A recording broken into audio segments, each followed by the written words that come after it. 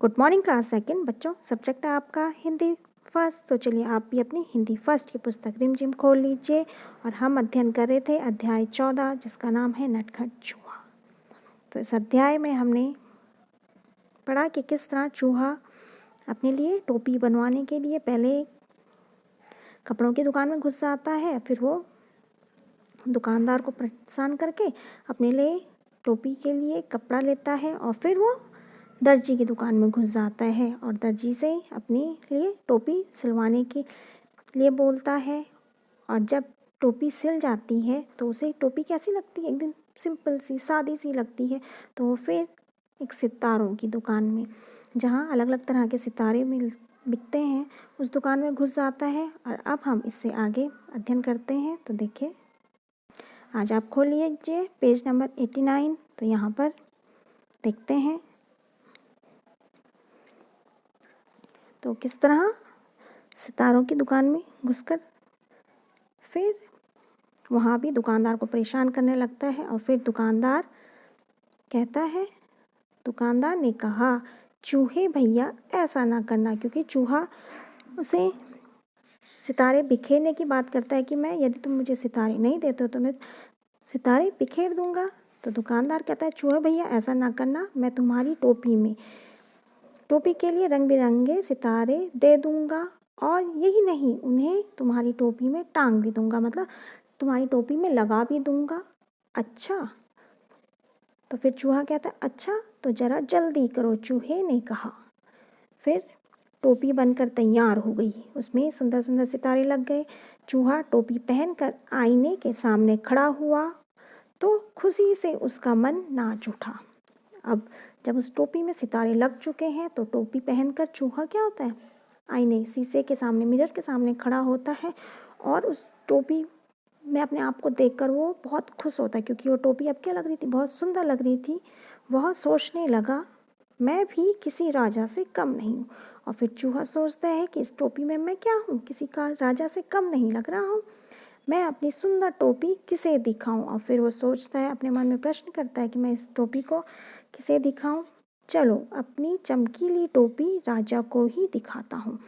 और फिर वो सोचता है कि मैं ये अपनी चमकीली टोपी राजा को ही दिखाता हूँ। और 1 घंटे के अंदर नटखट चूहा राजमहल में राजा के पास आ पहुँचा। और फिर नटखट चूहा क्या करता है, कुछ ही देर में, मतलब 1 घंटे में, कुछ ही देर में वो राजमहल पहुँच जाता है।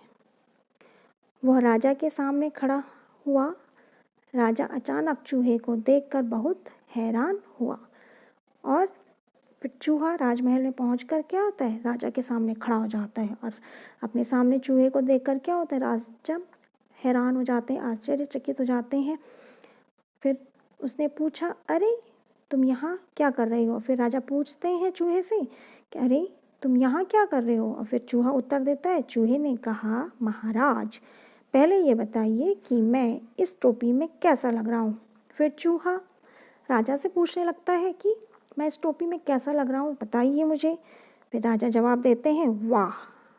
राजा बोलते हैं, वाह तुम तो एकदम राजकुमार लग रहे हो। तो चूहे को कहते हैं कि तुम कैसे लग रहे हो, एक राजकुमार, मतलब राजकुमार राजा का पुत्र, तो एक राजकुमार की तरह लग रहे हो। एक चूहा झटपट बोला, अच्छा। चूहा को भी अच्छा लगता है और फिर वो बोलता है, अच्छा तो फिर उतरो गद्दी से। फिर वो राजा को बोलता है कि तुम गद्दी से उतर जाओ, अपने जो राज सिंहासन है, जो उनकी कुर्सी, उससे उतर जाओ, यहाँ मैं बैठूंगा। क्योंकि राजा ने चूहे को बोला कि तुम राजकुमार लग रहे हो, तो चूहा खुश हो जाता है। तो फिर बोलता है राज को कि तुम इस गद्दी में क्या कर रहे हो, यहाँ से उतरो। इससे आगे देखिए। और फिर राजा को हंसी आ गई। चूहे की बात सुनकर राजा हंसने लगते हैं। उसने कहा, भाग यहाँ से। फिर राजा चूहे को कहता है कि यहाँ से भाग यहाँ से, मेरा सिंहासन चूहों के लिए नहीं है। फिर राजा चूहे को कहते हैं कि मेरा सिंहासन, मेरा जो राजगद्दी है, वो किसी चूहे के लिए नहीं है, केवल एक राजा ही इस पर बैठ सकता है, केवल एक राजा इस गद्दी में बैठ सकता है। चूहे ने पूछा, तो क्या तुम मुझे अपनी गद्दी में नहीं दोगे? और फिर चूहा राजा को कहता है कि तुम मुझे अपनी गद्दी नहीं दोगे या मुझे अपनी गद्दी में बैठने नहीं दोगे? फिर राजा कहता है बिल्कुल नहीं, मैं तुम्हें अपना सिंहासन नहीं दूंगा। राजा ने उत्तर दिया। फिर राजा कहता है कि बिल्कुल नहीं, मैं तुम्हें अपनी गद्दी में नहीं बैठने दूंगा, मैं तुम्हें अपना राज सिंहासन नहीं दूंगा।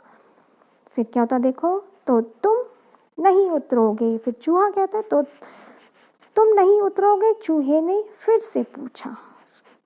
चूहा फिर से पूछ लेता है राजा से कि तुम नहीं उतरोगे? राजा कहता है नहीं नहीं। राजा अपनी बात पर अड़ा रहा। फिर राजा भी कहता है कि नहीं नहीं। राजा अपनी बात पर अड़ा रहा।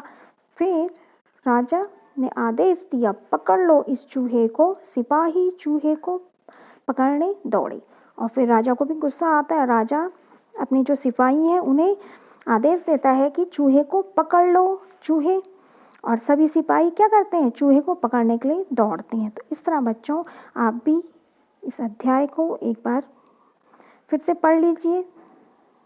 इससे आगे हम कल पढ़ेंगे। ओके बच्चों, थैंक यू।